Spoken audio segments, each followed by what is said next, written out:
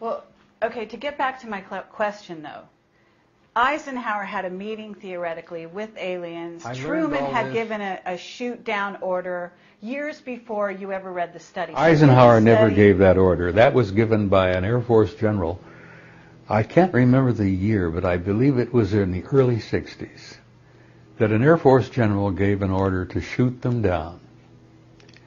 That order was revoked within 90 days because something like 30 aircraft, because when we started shooting at them, they had a unique way of eliminating all of the electrical systems in our aircraft. They didn't shoot bullets at us. We shot bullets at them and missiles and everything else. But if we attacked them, they had an incredible scientific procedure where they could literally nullify all of the electrical operations in our aircraft. Now, if you're flying a high-performance jet and you're at 30,000 feet going 400, 500 miles an hour, and all of a sudden everything goes dead. And jet pilots used to share that flying one of those 100 series planes was like flying an anvil. They had no glide capability. They were heavy. They were overly armed, and they were heavy aircraft. The only thing keeping them in the sky was a powerful jet engine that kept them going. So if they lost all of their electrical controls, they couldn't even steer, for God's sake. The plane just began going, as I said, it fell like an anvil. Well, we lost a lot of aircraft. A lot of guys got out. They bailed out in time. A lot of planes were lost. We lost a few pilots. Okay. So now, that order to shoot them down was revoked within 90 days. Right. And they never issued that again because they learned their lesson. Don't mess with these guys. Okay, but you're telling me that you read a report in which the military states that their technology is not up to par, so that they can't compete with people that are flying over, invading their airspace, et cetera, et cetera. They don't know, I'm assuming they didn't know what their MO was. They didn't know what they were there to do, right? Let me tell you briefly what the conclusions of this 3-year study was. They concluded that apparently there was not a threat involved, because the repeated demonstrations of technology were so beyond anything we could do or match, that if they were angry at us or they're hostile, it'd be over. Okay, but the logic of that is not, it doesn't fit. Let me continue. Just because you can't compete doesn't mean it's not a threat. It still could be a threat. Let me go on. Could be an implied threat. This 3-year study did not find any example of overt hostility on their part. Okay. They were not shooting our planes down. We would shoot at them, but they were, poo-poo. It's like throwing little pebbles at somebody, you see? They concluded after the 3-year study that we were dealing not with one group, but we were dealing with at least 4 separate groups.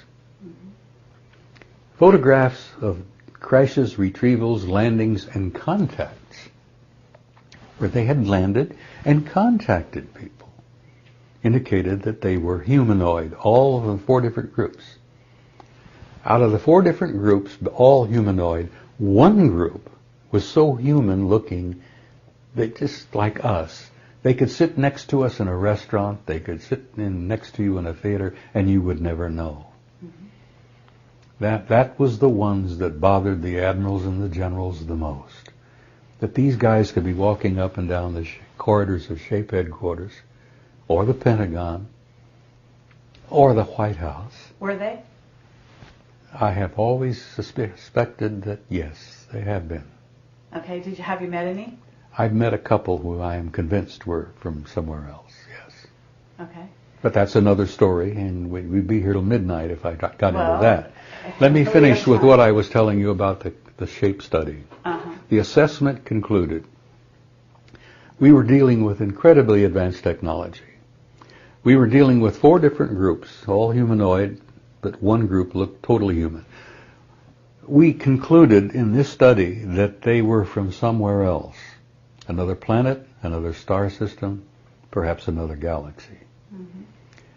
We concluded that they did not They were not malevolent or hostile, overtly. Mm-hmm. They certainly were able to defend themselves. Mm-hmm. But they did not have an agenda, an aggressive agenda that was hostile, because they had not smashed and torn and broken and destroyed our military. And this is prior to the abduction scenario that has since come to the fore. Oh yeah, this was an initial study in '64, based on 3 years of research by the military. Now, who did the study? The military. But who in the military? I'm assuming you weren't part of this. No, I wasn't. I was working in the war room at Shock. I mean, was it the study was underway. Germans? Was it the study was underway when I arrived. Mm-hmm. It was made up of NATO members. Okay. There were Germans involved. There were French involved. There were Italians involved. Scientists? Americans. They went to some universities and got some of the top people. They got historians, Oxford, Cambridge. They got physicists from several of the top universities in Europe. Mm-hmm. It was a thorough study. Was it signed by in other words, did they sign off on the study? Do you have names? The individuals who contributed to it, the bits and pieces, right, would put initials to, what their particular part to it. That you would have anthropologists, historians, geologists. Okay, but do you know their names? I don't know if you're going to tell me. No, I know the names of the guys that I was with at SHAPE headquarters who read the damn thing and signed off on it, yes.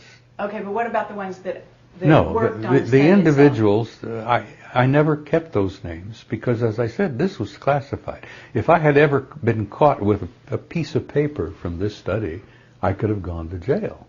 But someone you were working with gave you this to read. No, I'll tell you how that happened.